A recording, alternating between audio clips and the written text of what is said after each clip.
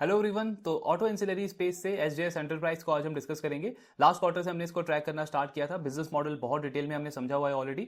फिर भी शॉर्ट में अगर आप समझो तो ये कंपनी ऑटो एंसिलरी स्पेस के अंदर एक तरीके का मेकअप आर्टिस्ट का काम करती है। मतलब गाड़ियों को सजाने का इनका काम है मेन। जैसे आप बाकी ऑटो एंसिलरी कंपनीज को देखते हो जो क्रिटिकल कंपोनेंट्स बनाते हैं, कोई इंजन के रिलेटेड पार्ट्स बनाता है, कोई प्लास्टिक कंपोनेंट बनाता है, कोई लाइटिंग कंपोनेंट बनाता है, कोई आपका सेफ्टी क्रिटिकल कंपोनेंट्स बनाते हैं। ये कंपनी कोई भी ऐसा पार्ट या कंपोनेंट नहीं बनाती जिसके बिना गाड़ी आपकी चलेगी नहीं। लेकिन जो इनके क्लाइंट्स हैं, जो इनके ओईएम ब्रांड्स हैं, उनको अगर कंज्यूमर को गाड़ी बेचनी है, मेरे को आपको अगर गाड़ी बेचनी है, तो एसजेएस का रोल वहां पे बहुत ज्यादा इंपॉर्टेंट हो जाता है। क्योंकि एक बोरिंग पार्ट को, एक बोरिंग गाड़ी को ये कंपनी जो है वो पूरा मेकअप करती है। उसका पूरा डेकोरेशन करना हो गया, एस्थेटिक पार्ट्स बनाना हो गया, ये सब कंपनी करती है। टू व्हीलर के लिए, पैसेंजर व्हीकल के लिए, प्लस जो आपका कंज्यूमर ड्यूरेबल सेगमेंट है, जैसे रेफ्रिजरेटर है, रूम एयर कंडीशनर हो गया, वॉशिंग मशीन हो गया, इन सारे प्रोडक्ट्स के अंदर। तो पैसेंजर व्हीकल में जैसे आप वो ब्रांड के वो जो लोगो देखते हो, हीरो का, होंडा का, वो ये कंपनी बनाती है। जो ग्राफिक, जो स्टिकर वगैरह हम देखते हैं, वो ये कंपनी डिजाइन करती है। जो क्रोम प्लेटिंग पार्ट्स होते हैं, जैसे आपका साइलेंसर हो गया बाइक में, या हैंडल के अराउंड जो क्रोम प्लेटिंग होती है, वो ये कंपनी डिजाइन करती है। सिमिलरली फोर व्हीलर में, पैसेंजर व्हीकल में आप देखोगे जो डैशबोर्ड स्ट्रिप होता है, वो ये कंपनी बनाती है। और जो ग्राफिक वगैरह, स्टिकर वगैरह जो बनता है, ब्रांड्स का जो लोगो, बैच वगैरह जो बनता है, वो सब ये कंपनी बनाती है। तो तीन सेगमेंट के अंदर ये ऑपरेट करते हैं। और क्योंकि एक नीश सेगमेंट है, यहाँ पे कंपटीशन बहुत कम है, तो कंपनी के पास में प्राइसिंग पावर है। मार्जिन आप देखोगे कंसिस्टेंटली कंपनी के ओवर द ईयर्स इंप्रूव हुए हैं। तो ये इनका सिंपल सा बिजनेस मॉडल है। अब देखते हैं इनके प्रोडक्ट्स और क्या क्या ये बनाते हैं, एंड ओवरऑल Q3 में इनका परफॉर्मेंस कैसा आया है। सो फोर व्हीलर में आप देखोगे, ये जो इन्होंने ब्लैक से जो ये प्रोडक्ट्स हाईलाइट करे हुए हैं ना, ये इनके लीगेसी प्रोडक्ट्स हैं, ट्रेडिशनल प्रोडक्ट्स हैं। इनमें मार्जिन कम है। जैसे आप ये देखोगे, क्रोम प्लेटिंग हो गया, गाड़ी का जो फ्रंट ग्रिल होता है आपका, फिर आपका ये जो बॉनेट और रूफ वगैरह पे जो भी आपका ग्राफिक जाता है, स्टिकर जाता है, वो ये कंपनी बनाती है।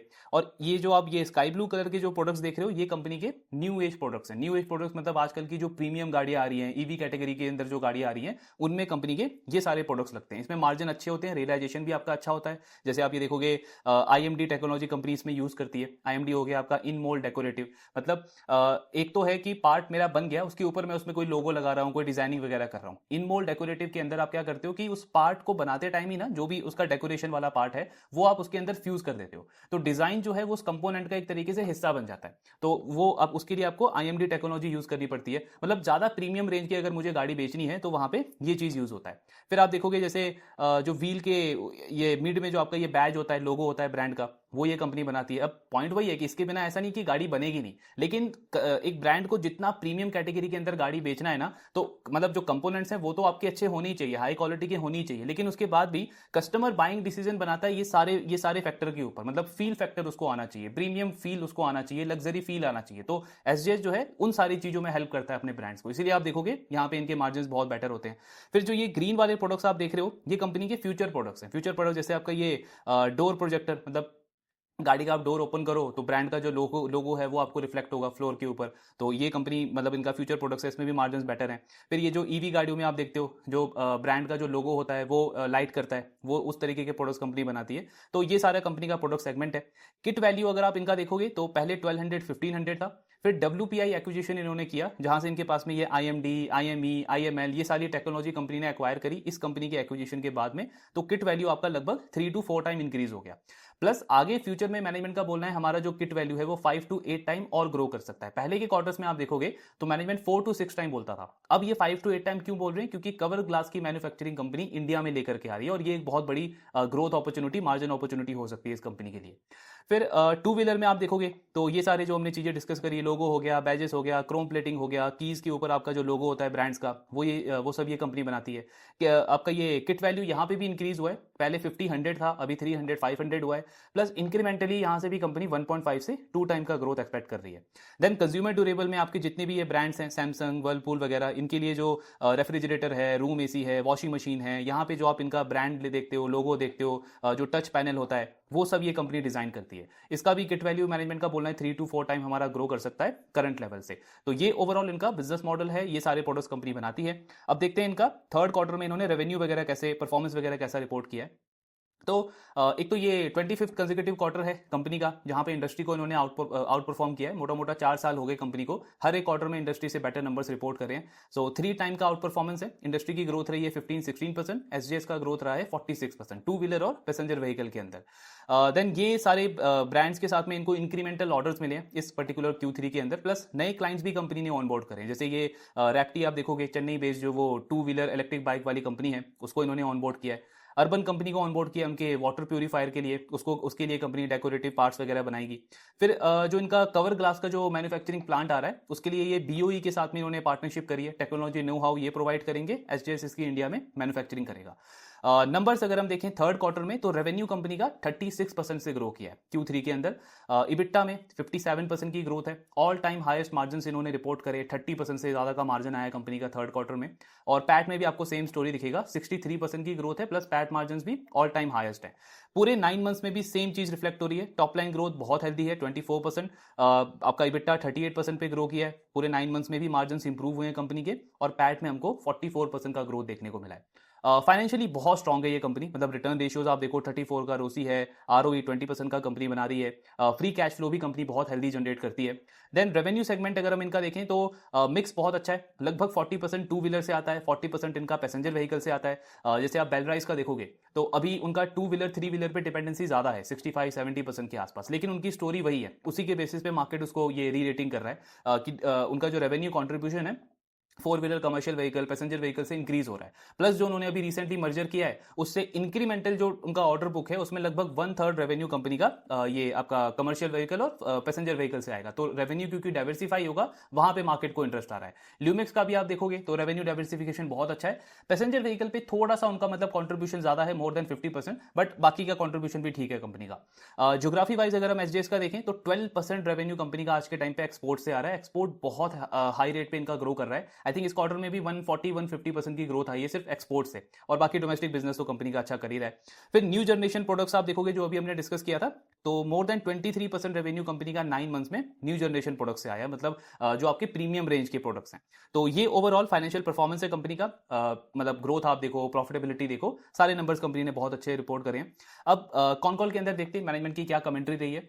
तो एक तो 3 चीजें उन्होंने बताई है जो मेन ग्रोथ ड्राइवर रहा है कंपनी का थर्ड क्वार्टर के अंदर। सबसे पहले तो वही प्रीमियमाइजेशन जो अभी हमने देखा कि मोर देन 23% रेवेन्यू आपका न्यू एज प्रोडक्ट से आया है। ये फर्स्ट हाफ में भी 23% था, थर्ड क्वार्टर में भी 23% है, तो उसमें आपके रियलाइजेशन भी अच्छे होते हैं और आपके मार्जिन भी बेटर होते हैं, तो वहां से कंपनी को ग्रोथ देखने को मिला है।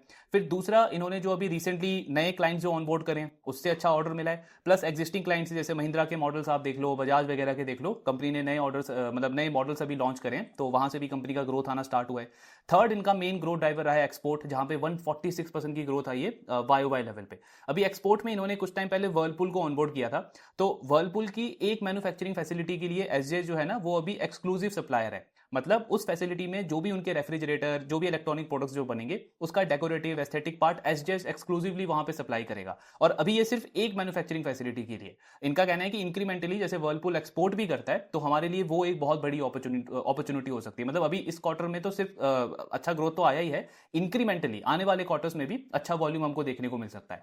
दूसरा, जो एक और इन्होंने रिसेंटली एक क्लाइंट को ऑनबोर्ड किया था, लास्ट क्वार्टर में तो निसान को किया, फिर स्टेलेंटिस जिसको आप वो देखोगे वो जीप हो गया, फिएट हो गया, ये सब जिनके ब्रांड्स हैं उनको भी इन्होंने ऑनबोर्ड किया है। उनके भी प्रोडक्शन वॉल्यूम अभी जस्ट आने स्टार्ट हुए हैं, अभी भी सिर्फ एक मैन्युफैक्चरिंग फैसिलिटी से उनके लिए भी मतलब एसजीएस जो है वो सप्लाई करना स्टार्ट कर रहा है। एंड इंक्रीमेंटली वहां पे भी मैनेजमेंट बहुत बुलिश है, क्योंकि वो दोनों आपके ग्लोबल प्लेयर्स हैं, तो बहुत बड़ा वॉल्यूम कंपनी को मिल सकता है फ्यूचर में। एक्सपोर्ट को लेकर के इनकी मैनेजमेंट एक्चुअली बहुत बुलिश है, हमने लास्ट क्वार्टर में भी डिस्कस किया था। तो ये 3 मेन ड्राइवर्स रहे आपके ग्रोथ के।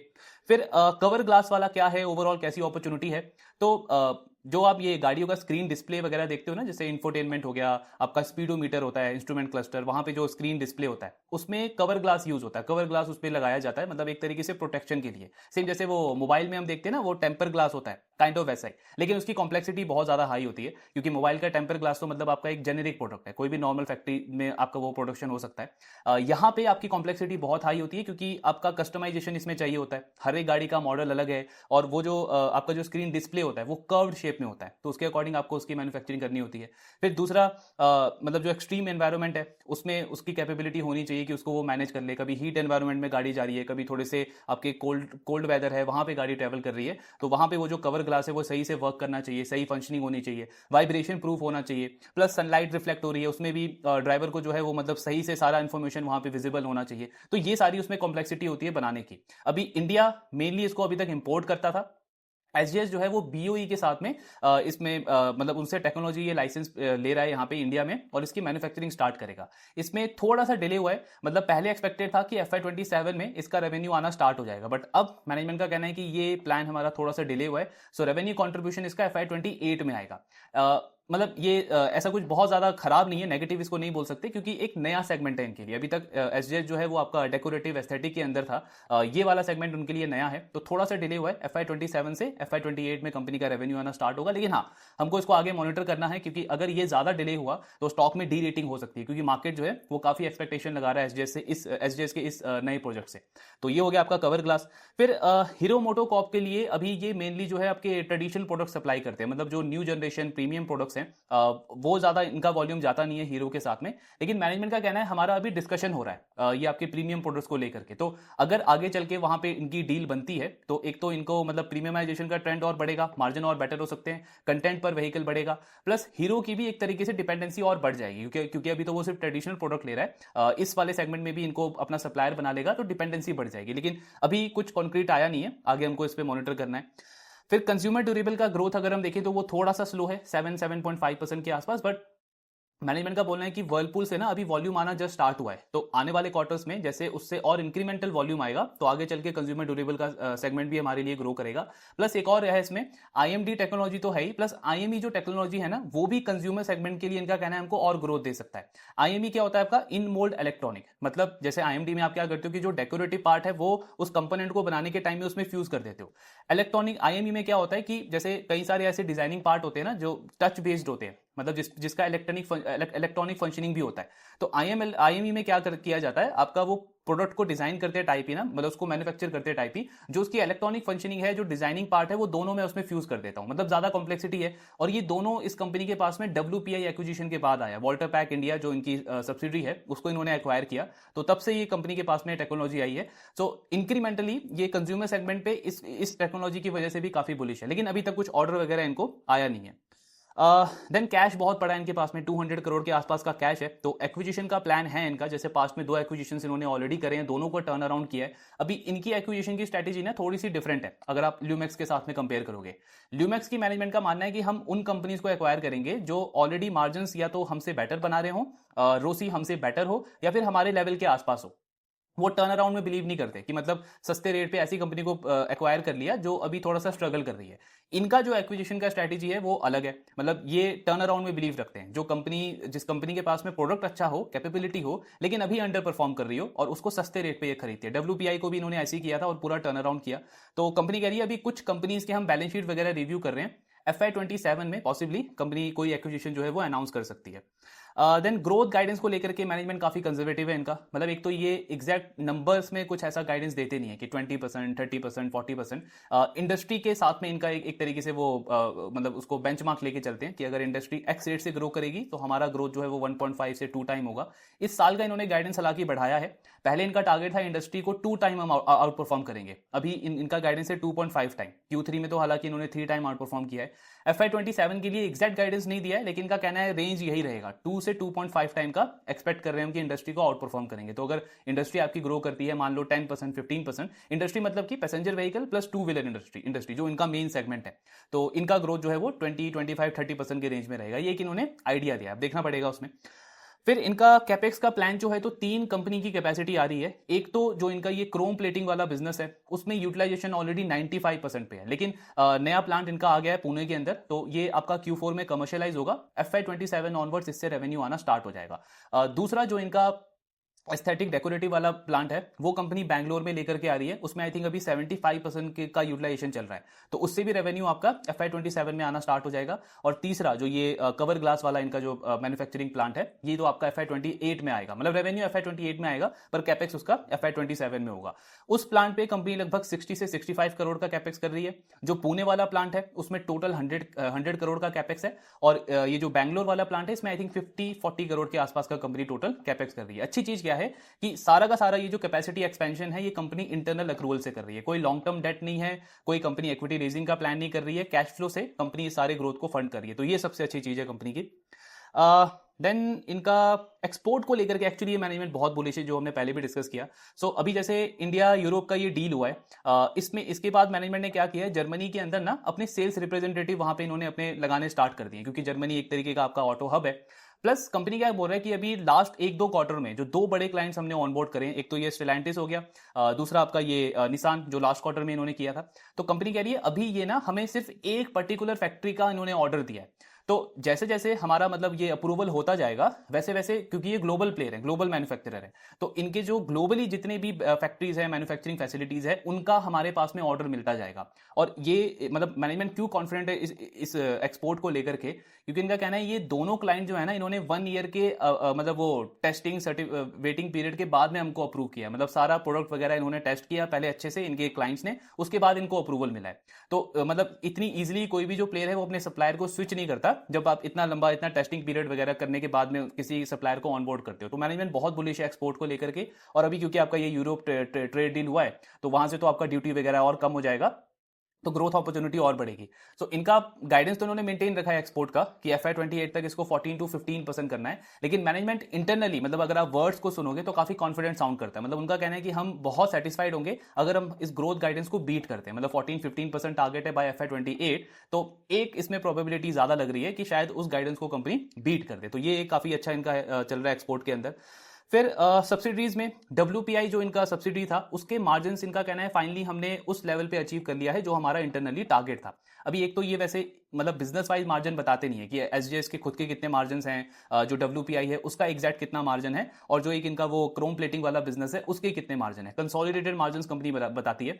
लेकिन जैसे ये बोल रहे हैं कि WPI का जो मार्जिन का टारगेट था हमारा वो हमने अचीव कर लिया है। अब आप इसके साथ में अगर इनके कंसोलिडेटेड मार्जिन का ट्रेंड देखोगे लास्ट 5-6 क्वार्टर का, तो आपको दिखेगा डायरेक्शनली ना 24-25% से EBITDA मार्जिन कंपनी के 29-30% गए हैं। तो इसका मतलब क्या है कि जो WPI बिजनेस है इनका, उसके मार्जिन कंसोलिडेटेड मार्जिन से बेटर है, तभी ओवरऑल मार्जिन भी कंपनी के इंप्रूव हो रहे हैं पिछले 5-6 क्वार्टर से। तो मार्जिन को लेकर के मैनेजमेंट काफी बुलिश है।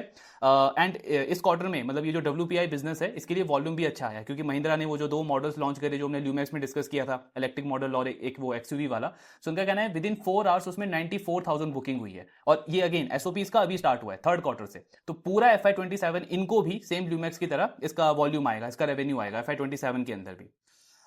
देन कॉस्ट प्रेशर को लेकर के कि रॉ मटेरियल अगर आपके फ्लक्चुएट होते हैं, तो जैसे ल्यूमैक्स को हमने सुना कि उनकी मैनेजमेंट ने ऑलरेडी जो मतलब आपके पॉसिबल रिस्क होते हैं बिजनेस के अंदर वो फैक्टर इन किया हुआ है अपने गाइडेंस में, जो उन्होंने 16% का EBITDA का गाइडेंस दिया है बाय FY28। इनकी मैनेजमेंट का भी कहना है कि अगर रॉ मटेरियल के प्राइसेस फ्लक्चुएट होते हैं तो भी 3 लीवर्स है हमारे पास में जो हम यूज कर रहे हैं आज के टाइम पे, और उसके बेसिस पे मैनेजमेंट कॉन्फिडेंट है कि करंट मार्जिन प्रोफाइल ये मेंटेन कर लेंगे। तो एक तो सबसे पहले कंपनी का कहना है कि हमने अपने ऑर्गेनाइजेशन में ना वॉर लेवल पे वेस्टेज के ऊपर काम किया है। वेस्टेज मतलब जैसे इनका मेनली आप काम देखोगे तो क्या है, प्लास्टिक प्रोडक्ट के ऊपर ये सारा कोटिंग वगैरह करते हैं, डेकोरेशन का काम करते हैं। तो एग्जांपल के लिए अगर कंपनी पहले 100 kg प्लास्टिक परचेज करती थी, यूज करती थी, तो उसमें से 10-20 kg ना इनका वेस्ट होता था। आज के टाइम पे वो सिर्फ 5 kg हो रहा है। तो कंपनी कह रही है वेस्टेज क्योंकि हमने बहुत कम किया है पिछले कुछ टाइम में, तो हमारा ग्रॉस मार्जिन वहां से इंप्रूव हुआ है। दूसरा कंपनी कह रही है अब हमारा बेस बढ़ गया है, पहले हम थोड़े से छोटे प्लेयर थे, अब बड़े प्लेयर बन गए। तो जब बेस आपका बढ़ जाता है तो आप अपने सप्लायर से बल्क में माल परचेज करते हो, जो प्लास्टिक वगैरह ये यूज करते हैं वो बल्क में परचेज करती है कंपनी। तो बल्क परचेजिंग पे आपको डिस्काउंट मिलता है। सेम वैसे जैसे कोई किराना दुकान में अगर आप लूज आइटम परचेज कर रहे हो तो आपको MRP पे पड़ेगा, बल्क में परचेज कर रहे हो तो आपको कुछ डिस्काउंट मिलता है। तो वहां से दूसरा एडवांटेज आ रहा है। तीसरा कंपनी कह रही है जो हमारे ये प्रीमियम प्रोडक्ट्स है ना, न्यू एज जनरेशन के जो प्रोडक्ट्स हैं, इसमें जो आपका कॉन्ट्रैक्ट नेगोशिएशन है ये रिफ्रेश होता है। रिफ्रेश का मतलब है कि जब भी इनका क्लाइंट कोई नया मॉडल लॉन्च करता है तो कॉन्ट्रैक्ट्स उसमें वापस से रीनेगोशिएट होते हैं। तो कंपनी जो रीनेगोशिएट करती है वो फ्रेश प्राइसेस के ऊपर करती है, मतलब आज जो रॉ मटेरियल के प्राइसेस चल रहे हैं मार्केट में उसके बेसिस पे करती है। तो वहां से भी मार्जिन पे इनको मतलब एक तरीके से प्रोटेक्शन मिलता है। सो जो पुराने प्रोडक्ट्स हैं उसमें तो मतलब आपका सेम कॉन्ट्रैक्ट चलता रहता है, वहां पे इतना फ्रीक्वेंटली आपका कॉन्ट्रैक्ट रिन्यू नहीं होता। तो आपके जो रॉ मटेरियल के प्राइसेस हैं वो थोड़े से इंपैक्ट हो सकते हैं। लेकिन जो प्रीमियम प्रोडक्ट्स हैं उसमें क्योंकि कॉन्ट्रैक्ट आपका रिफ्रेश होता है हर न्यू मॉडल के लिए, तो वहां पे कंपनी के पास में एडवांटेज है कि मार्जिन को ये प्रोटेक्ट कर लेते हैं। तो मार्जिन को लेकर के काफी कॉन्फिडेंट है कि जो अभी प्रोफाइल है हमारी उसको हम मेंटेन कर सकते हैं। फिर बीईओई जो ये पूरा कवर ग्लास वगैरह है, इसके कैसे प्रोस्पेक्ट्स हैं, तो इन्होंने बहुत अच्छे से इसमें समझाया। इनका कहना है कि अगर आप पैसेंजर व्हीकल 5-7 ईयर्स पहले तक देखोगे ना, तो एक गाड़ी के अंदर ऑन एन एवरेज 4 इंच का एक डिस्प्ले, एक स्क्रीन डिस्प्ले यूज होता था। मेनली आपका वही होता था, स्पीडोमीटर वगैरह। आज के टाइम पे आप देखोगे तो जो स्क्रीन डिस्प्ले है, एक से दो डिस्प्ले होता है नॉर्मली। एक तो इंफोटेनमेंट के लिए होता है, जिसमें आपका म्यूजिक हो गया, नेविगेशन हो गया, एसी कंट्रोल हो गया, ये सारी चीजें होती हैं। दूसरा आपका वो स्पीडोमीटर वगैरह, जो इंस्ट्रूमेंट क्लस्टर जिसको बोलते हैं। तो जो इंच पहले यूज होता था 4 इंच के आसपास 5-7 ईयर्स पहले तक, आज के टाइम पे हो गया 7 to 8 इंच स्क्रीन। ये नॉर्मल गाड़ी में है। जो प्रीमियम गाड़ी आ रही है आज के टाइम पे, वहां पे 10.25 इंच से लेकर के 12 इंच 14 इंच तक का स्क्रीन यूजेस हो गया है। तो मतलब 5-7 ईयर्स पहले और आज के कंपैरिजन में जो स्क्रीन का जो यूजेस है वो 3 से 4 टाइम बढ़ गया है। पहले होता था 4 इंच का, आज वो हो गया है 7-8 इंच स्क्रीन से लेकर के 12 to 14 इंच तक का। तो कंपनी का कहना है अभी भी पूरे पैसेंजर व्हीकल कैटेगरी में ना सिर्फ 25-26% या 30% के आसपास ऐसे व्हीकल्स हैं जिसमें आपका स्क्रीन डिस्प्ले यूज होता है। और नेक्स्ट 4 ईयर्स के अंदर, मतलब बाय FY 2030, पूरे 100% पैसेंजर व्हीकल के अंदर आपका ये स्क्रीन डिस्प्ले यूज होगा। ये बिल्कुल वैसे ही इंडस्ट्री शिफ्ट होगा जैसा आपका ये एसी के अंदर हुआ। मतलब पहले जो गाड़ियों में एसी होता था वो सिर्फ प्रीमियम लग्जरी गाड़ियों में होता था। आज आप देखो कोई भी एंट्री लेवल गाड़ी है उसमें भी आपका एसी जो है बहुत नॉर्मल है। सेम इनका कहना है इंडस्ट्री उस तरफ शिफ्ट कर रही है। आज 30% है, नेक्स्ट 3-4 ईयर्स में आपका ये 100% यूज हो जाएगा। मतलब जो एंट्री लेवल गाड़ियां भी होगी ना, वैगनार वगैरह, आल्टो वगैरह, उसमें भी आपका स्क्रीन डिस्प्ले जो है वो मैंडेटरी हो जाएगा। मतलब हर एक गाड़ी में बहुत कॉमन होगा। तो जो टोटल टैम है, टोटल एड्रेसेबल मार्केट आपका स्क्रीन डिस्प्ले वाले बिजनेस, मतलब इनके कवर ग्लास वाले बिजनेस का, वो आपका 3000 से 4000 करोड़ का बनता है बाय द एंड ऑफ 2030। अभी एसजीएस का लास्ट ईयर का अगर आप रेवेन्यू देखोगे ना, तो 750-760 करोड़ था। इस साल लगभग 900-950 करोड़ का कंपनी रेवेन्यू करेगी पूरे FY 2026 में। यानी आज जो रेवेन्यू है एसजीएस का, नेक्स्ट 3-4 ईयर्स में सिर्फ इस एक पर्टिकुलर सेगमेंट का जो टोटल टाइम है वो 3-4 करोड़ होगा। इससे 3 to 4 टाइम ज्यादा। ये सिर्फ एक वर्टिकल है, बाकी जो एस्थेटिक और इनका डेकोरेटिव बिजनेस है वो तो अलग चल रहा है। तो मतलब बहुत हाई ग्रोथ सेगमेंट है कंपनी के लिए। प्लस मैनेजमेंट बोल रहा है कि आज के टाइम पे क्या हो रहा है, जब से हमने ये अनाउंस किया है अपना कवर ग्लास का पूरा, तो पहले तो हमको ये डेकोरेटिव और एस्थेटिक पार्ट के लिए क्लाइंट को रीच आउट करना पड़ता था, उनको प्रोडक्ट सैंपलिंग देनी होती थी, फिर अप्रूवल आता था थोड़े टाइम के बाद में। इसमें क्या हो रहा है, ओईएम जो है वो खुद हमारे पास चल करके आ रहे हैं। मतलब डिमांड खुद हमारे पास में आ रही है, वो कंसिस्टेंटली अपना इंटरेस्ट शो कर रहे हैं। तो इसीलिए मैनेजमेंट बहुत बुलिश है और मार्केट भी काफी एक्साइटेड है इनके ये कवर ग्लास वाले प्रोजेक्ट को लेकर के।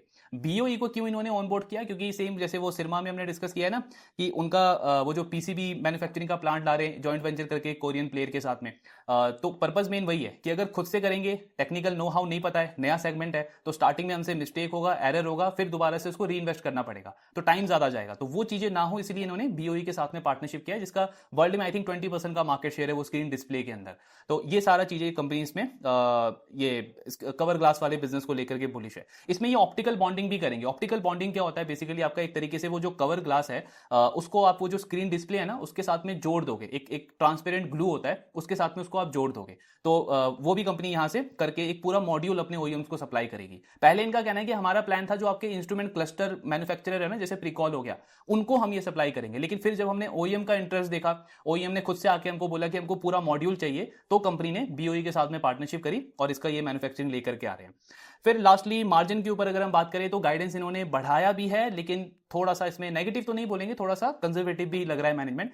पहले इनका इबिटा मार्जिन का गाइडेंस था 26 से 27% का, अब ये कह रहे हैं इबिटा मार्जिन हमारा 28 to 29% होगा। अभी कितना है, 30% के आसपास। तो थोड़ा सा मतलब मैनेजमेंट क्यों यहां पे कंजर्वेटिव है, इनका कहना है कि FY 27 में हमारे 2 नए फैसिलिटीज आएंगे, एक पुणे के अंदर, एक बैंगलोर के अंदर। फिर आपका वो जो ये कवर ग्लास वाली जो फैसिलिटी है उस पर भी कैपेक्स आपका चलेगा, तो थोड़ा मतलब यूटिलाइजेशन बढ़ने में टाइम लगेगा। तो FY 27 में थोड़ा बहुत इबिटा कंपनी का मतलब नीचे रह सकता है, फ्लैट हो सकता है। तो अभी इन्होंने गाइडेंस दिया 28-29% का, लेकिन कॉल में इनको बार बार पूछा गया और मैनेजमेंट ने वही बोला कि हमारा गाइडेंस जो है वो कंजर्वेटिव है, लेकिन प्रोबेबिलिटी है कि जो इनकी अभी मार्जिन प्रोफाइल है ना 30-31%, उसको कंपनी मेंटेन रखे। क्योंकि कंसिस्टेंटली आप देखोगे जो न्यू जनरेशन प्रोडक्ट्स हैं इनके, उसका रेवेन्यू में कंट्रीब्यूशन बढ़ता जा रहा है। प्रीमियमाइजेशन का ट्रेंड आपका इंडस्ट्री में चल रहा है, तो उसका एडवांटेज इनको मिलेगा। मतलब मार्जिन यहां से या तो ये 30-31% के आसपास में इनके मेंटेन रहने चाहिए।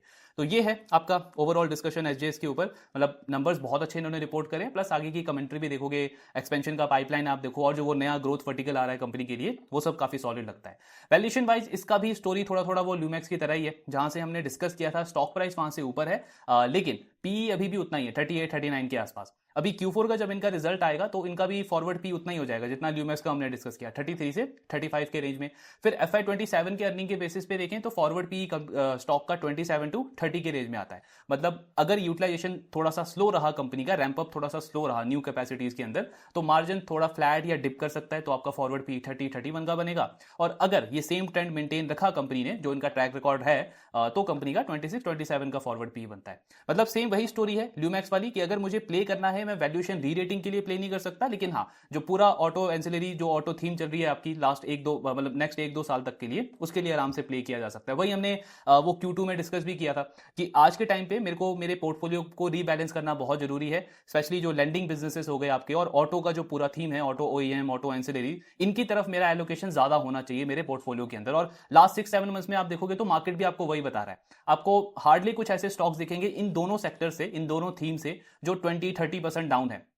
या तो स्टॉक्स आपके हाई के आसपास हैं या फिर मार्केट उनको रिवॉर्ड कर रहा है। अभी अगर पहले डिप हुए थे तो मार्केट उनका एक तरीके से री रेटिंग कर रहा है। उस तरीके की स्टोरी आपको दोनों स्पेसेस में दिखेगी, क्योंकि लास्ट 1-1.5 साल में गवर्नमेंट ने जो स्टेप लिया है या आरबीआई ने जो स्टेप्स लिए वो इन दोनों सेक्टर को बहुत ज्यादा बेनिफिट कर रहे हैं। ऑटो के लिए तो सबसे बड़ा वो जो जीएसटी रैशनलाइजेशन हुआ, आपका रेट कट हुआ जीएसटी का, तो जो लोगों की अफोर्डेबिलिटी है वो इंप्रूव हो गई। उसके साथ में आरबीआई ने रेट कट कर दिया, तो मेरे लिए लोन लेना सस्ता हो गया, मेरे लिए अफोर्डेबिलिटी और इंप्रूव हो गई। सेम चीज आपकी रिफ्लेक्ट होती है बैंकिंग के लिए भी। बैंकिंग में भी उनका बैलेंस शीट आप देखोगे लेंडर्स का तो बहुत स्ट्रांग था लास्ट 1-2 साल में, जो भी ये अनसिक्योर्ड स्पेस में हुआ वो उसके बाद सबने एग्रेसिव राइट ऑफ किया, खराब एसेट जो है उसको निकाला अपने बैलेंस शीट से और बुक पूरी क्लीन हो चुकी थी। बस एक ट्रिगर चाहिए था कि डिमांड आनी स्टार्ट हो, और वो आपके जो रेट कट हुए पिछले 1-1.5 साल के अंदर, वहां से वो डिमांड आनी स्टार्ट हुई। तो नेक्स्ट 1-1.5 साल के लिए दोनों थीम, चाहे आपका लैंडिंग स्पेस हो, ऑटो स्पेस हो, ये बहुत अच्छा लगता है। तो वहां पे आपका एसजेएस हो गया, ल्यूमैक्स हो गया, बहुत अच्छी डील है अभी भी। बाकी ट्रैकिंग इसका कंटिन्यू रखेंगे। आपके जो भी डाउट्स हैं शेयर करते रहिए। Thank you very much.